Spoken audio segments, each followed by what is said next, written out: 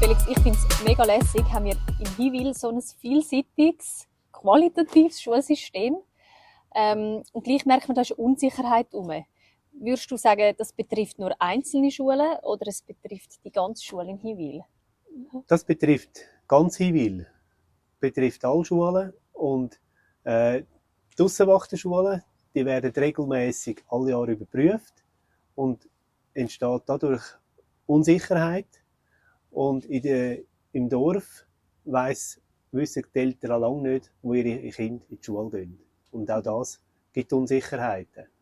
Und die Unsicherheiten, das ist einfach für das ganze Umfeld nicht gut.